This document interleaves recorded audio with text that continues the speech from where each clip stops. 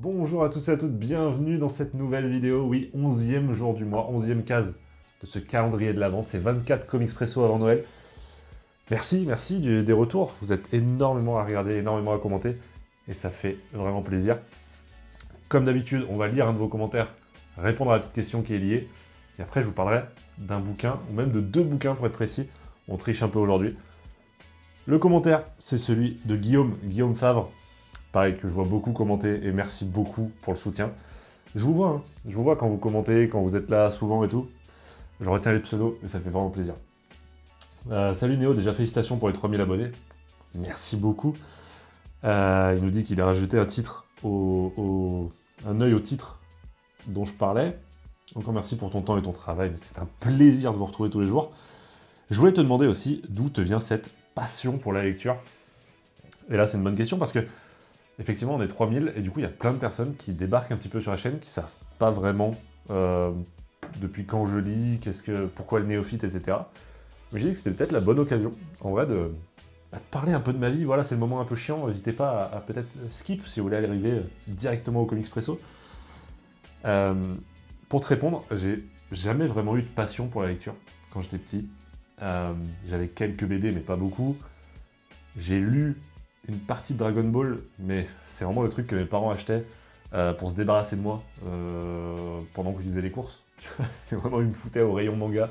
Je lisais mon Dragon Ball, je repartais avec, et ils étaient tranquilles pendant quelques dizaines de minutes, quoi. Mais c'était pas vraiment une passion, c'était plus, j'aimais bien Dragon Ball, quoi. Et même arrivé collège-lycée, c'était une vraie tannée de lire les bouquins. Et je crois que l'école m'a un peu traumatisé là-dessus. Forcé à lire des bouquins qui n'étaient pas mon genre. En fait, je les ai juste assimilés à la lecture, c'est pas mon truc. Et c'est quelque chose que j'essaye un peu de déconstruire aujourd'hui dans mon taf. Essayer de donner le goût de la lecture aux gamins en leur disant il y a des genres, etc., que tu vas peut-être kiffer. Peut-être pas du tout, hein. Peut-être qu'effectivement la lecture c'est pas ton truc, mais il y a quand même beaucoup de chances que tu trouves un truc qui te plaise. Je suis quand même parti en littéraire. Voilà. Et là, j'ai commencé à lire des trucs qui me plaisaient un peu plus. Parce que on était un peu plus libre des choix. Fac d'anglais, pareil. Fac d'anglais, j'ai pu découvrir les Philip K. Dick, ce genre les Wells, etc. Les H.G. Wells, c'était génial. Vraiment, c'était une grande découverte. Et je me suis un peu passionné pour ça. Plus pour les auteurs que vraiment la lecture, encore une fois. En fait, je suis passionné d'histoire, avec un petit H. J'adore qu'on me raconte des histoires, tout simplement. C'est pour ça que j'aime le ciné, c'est pour ça que j'aime les séries, c'est pour ça que du coup maintenant j'aime les lectures. Et en gros, ce qui s'est passé, après la fac d'anglais, j'emménage dans un tout petit appartement en 2019, mais vraiment un truc de 20 mètres carrés où on se marchait dessus. Et, et le Covid arrive, tout simplement. Covid arrive, moi je suis au chômage à ce moment-là, et je me fais chier. Voilà, soyons honnêtes, je me fais chier. Et ce qui va se passer, c'est qu'en plus, au ciné, il n'y a plus les films de super-héros qui m'alimentent depuis que je suis gosse, quoi. Les films de super-héros, les séries, les machins, tout est un peu en pause, comme le monde entier, en fait, à ce moment-là. Et moi, j'ai un peu cette drogue-là, quoi. Vraiment, je me dis, putain, faut vraiment que je trouve ma dose. Et c'est à ce moment-là, en fait, que je vais décider de lire un ou deux comics. C'est un truc qui me faisait envie depuis des années, mais j'avais pas le budget, j'avais pas le temps, j'avais pas tout ça. Là, à ce moment-là, je l'ai. Et je me dis, en vrai, pourquoi pas? Et puis il y avait aussi cette envie sous-jacente de faire des vidéos depuis très longtemps avec Fox notamment. On avait déjà cette envie. Et en fait, bah, du coup, c'est un peu lié, quoi. C'est-à-dire que je commence les comics en juillet 2020, je crois. Peut-être août 2020, je crois. Et la chaîne, elle se lance en novembre. Donc une chaîne qui va parler de comics. Effectivement, le néophyte des comics. Voilà à peu près. Et depuis du coup, il y a cette passion de la lecture parce que c'est lié à tout un écosystème de vidéos, d'interaction avec vous, d'histoire, découverte de l'indé, etc. Ça a été plein de choses, une vraie émulsion qui fait qu'aujourd'hui j'adore lire. Bref, voilà, c'était un peu long. Je vous parlais d'indé aujourd'hui, on va pas parler d'indé dans notre Comics Presso. Et c'est peut-être la première fois de la série là. Est-ce qu'on a enchaîné 10 récits indés avant ça? Je crois que oui. Hein. Là, on va partir chez l'un des Big Two, Marvel pour être précis, et je pense pas dire de conneries si je vous dis que c'est le seul Marvel qu'on aura de tout le top. J'en lis très peu déjà, ça aide pas. Mais en plus, cette année, encore moins, je crois, et j'ai pas vraiment eu de coup de cœur, sauf un. Et franchement, c'est un énorme coup de cœur. Là, je vous dis, on rentre vraiment, on est dans le top 15, ça y est. Et 15 lectures à sélectionner à l'année, je vous assure que c'est vraiment des pépites que j'ai adorées. Vous l'aurez peut-être compris, je vais vous parler de Ultimate. Alors, évidemment Ultimate tome 1 qui est sorti en octobre, mais du coup, je vous avais dit, au moment où je vous présentais mes achats, que j'aurais lu d'ici là le tome 2, c'est chose faite, je vais pouvoir parler des deux récits. Si vous ne savez pas du tout ce que c'est que Ultimate, déjà c'est le nom d'une série qui est sortie dans les années 2000, chapeautée par Brian Michael Bendis, qui, enfin, lui et Millard et d'autres, hein, mais en tout cas on a cet univers-là dans les années 2000, qui, d'ailleurs je peux peut-être vous le trouver, c'est ce truc-là. Bon là je vous ai sorti Ultimate Spider-Man par exemple, dans cette collection Hachette que j'adore. Et moi, j'étais pas ultra fan de Ultimate Spider-Man, j'avais testé les omnibus, et je m'étais dit, merde, c'était pas trop ma cam, etc. Je réessaye du coup aujourd'hui avec ces lectures-là, et ça va beaucoup mieux. Mais quand même, j'étais hypé par le fait qu'on relance un univers Ultimate, avec Jonathan Hickman, cette fois-ci aux manettes. Et franchement, j'avais très envie que ça sorte en France, pour voir ce que ça valait. Tout le monde était assez unanime sur le fait que c'était cool. Il y a un one-shot qui est sorti, qui sert un peu d'introduction à ce truc-là, qui est Ultimate Invasion. Je vous en ai parlé dans une vidéo, ça figurera pas aujourd'hui ici. Sachez que c'est juste une introduction de comment est-ce que le créateur, qui est un peu l'antagoniste principal là, déjà qui est le créateur si vous le connaissez pas, et ça va être quoi le point de bascule pour arriver sur cette terre Ultimate justement. Et le point de bascule, c'est tout simplement que le créateur décide d'aller sur une terre et d'en priver de super-héros, de la priver de super-héros cette terre. C'est-à-dire qu'il va arriver au moment où les super-héros deviennent super, et faire en sorte que l'événement en question n'arrive pas. Exemple, il va faire en sorte que Peter Parker ne soit jamais mordu par l'araignée radioactive et reste Peter Parker. Du coup, il n'y a pas de Spider-Man dans le futur pour le combattre. Bon, ça c'est un exemple, mais les Fantastic Four vont pas faire leur virée, etc., etc.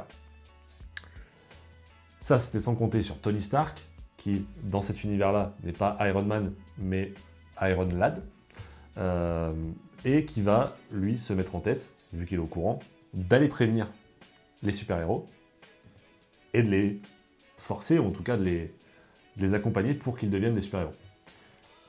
Il va notamment donner une araignée radioactive à un Peter Parker qui a presque 40 ans, quoi, qui est dans la trentaine, et lui dire, bah tiens, si jamais tu penses comme nous que tu es passé à côté de ton destin, bah sache que c'est le cas. Sache que c'est le cas dans un autre monde, dans une autre timeline. En fait, tu étais Spider-Man, un des plus grands super-héros. Est-ce que tu veux le devenir ou pas? Et voilà. Là où c'est particulier, c'est que Panini décide de publier ça dans un bimensuel, dans une sorte de catalogue, qui va regrouper en fait plusieurs histoires. Dans la première, juste ici, on a Ultimate Universe, qui est la mini-série qui va un peu tout lancer. La mini-série justement sur Iron Man. Donc dedans, on a un épisode d'Ultimate Universe, 2 épisodes d'Ultimate Spider-Man, qui est la nouvelle série, 2 épisodes de... Non, un épisode d'X-Men et un épisode de Black Panther. On a 5 épisodes du coup. Dans cette édition-là, moi c'était Blind Pack, je vous avais fait une petite vidéo où j'avais obtenu le costume symbiote. Du coup, plusieurs histoires, à la fois. Donc Ultimate Universe, je vous ai résumé un petit peu, c'est très très kiffant. On va retrouver en fait Tony qui part à la rencontre des super-héros et qui essaye de leur donner leur destinée. Il va par exemple sauver Thor qui est emprisonné à tort pour un crime qu'il n'a pas commis. Il va évidemment aller essayer de sortir de la glace un soldat des années 40 du nom de Steve Rogers. Et comme ça constituer en fait une équipe d'Avengers. Donc première histoire, très très cool. La deuxième, où on retrouve donc Ultimate Spider-Man, c'est juste génialissime. Ça fait partie du coup de cœur, hein. Ça fait partie de pourquoi c'est un coup de cœur. C'est absolument génial. C'est le Spider-Man que moi je voulais lire. Que ça soit visuellement, scénaristiquement, c'est bluffant. Ça me rassure sur le fait que j'ai bien fait de partir sur Ultimate Spider-Man. Enfin, sur Ultimate tout court. C'est absolument génial. C'est une de mes meilleures histoires Spider-Man, en tout cas sur les quelques épisodes que j'ai lus là. Et j'ai trop hâte à chaque fois de la suite. C'est hyper bien développé, c'est la série pour moi qui est la plus marquante de ça pour l'instant. Ensuite, on a le Ultimate X-Men de Peach Momoko, qui a beaucoup fait parler. Pourquoi? Parce qu'il n'y a pas vraiment de X-Men, tout simplement, on va plutôt se focaliser sur quelques mutants, notamment une petite fille, qui s'appelle Isako, qui d'un coup, un jour, va être renversée par une voiture, et à la place, va se révéler son pouvoir mutant, avec une sorte de construction de lumière, un peu à la Green Lantern, qui va la protéger. Et à partir de là, ça sera tout le début de sa vie de mutante. Et moi, j'ai adoré. Après, je voulais pas, en même temps, lire du X-Men, parce que l'équipe me passionne pas, et parce que Ultimate X-Men, les gars, pour avoir lu quelques épisodes, c'est vraiment un truc qui me correspond pas du tout. Et là, c'est trop bien. Déjà, c'est frais, parce que Peach Momoko, c'est juste magnifique. C'est trop beau. Mais en plus, je trouve qu'il y a un côté vraiment mignon, vraiment hyper entraînant, hyper doux, avec des thématiques pourtant hyper fortes. Donc ça, c'est génial. Celui sur lequel j'ai un peu plus de réserve pour l'instant, c'est le Black Panther, parce que c'est pas un personnage qui me parle beaucoup, parce qu'il change pas énormément pour l'instant du Black Panther traditionnel, on va dire. Mais on nous annonce quand même l'arrivée de Khonshu, Moon Knight, etc. Et je me dis que les deux univers ensemble, ça peut être beaucoup mieux. Dans le deuxième tome, ça va pas beaucoup plus loin concernant Black Panther. Concernant X-Men, on a un autre personnage qui est introduit, qui est très sympathique, très sympathique. Et surtout, Spider-Man, ça continue avec notamment une révélation assez folle sur le bouffon vert. Donc c'est vraiment... Et ça sort tous les 2 mois. Donc c'est trop cool d'avoir une série comme ça que j'aime, que je continue. C'est une des seules séries d'ailleurs en continuité, entre guillemets, que j'aime à ce point et que je vais chercher Day One, quoi. Seule réserve, encore une fois, sur le concept d'Ultimate, c'est que là, on te place un compte à rebours.